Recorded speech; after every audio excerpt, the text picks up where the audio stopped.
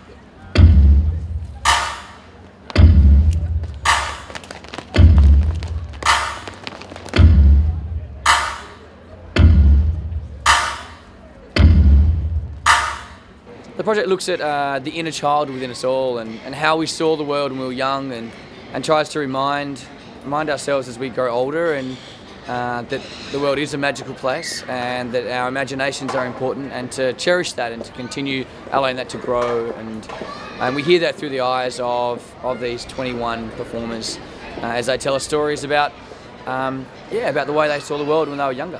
My process is a highly collaborative process. I don't come in and teach any material. I don't choreograph any particular moves. I come up with ideas and tasks, and then I work with the young people at the company on how to derive the material from their bodies. So it doesn't matter how much training they've had or experiences they've had in dance.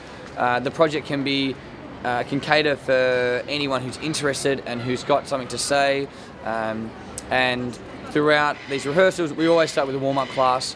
We work a lot in improvisation. The ability to play and explore and move and find movement rather than being told how to move is really fascinating for me.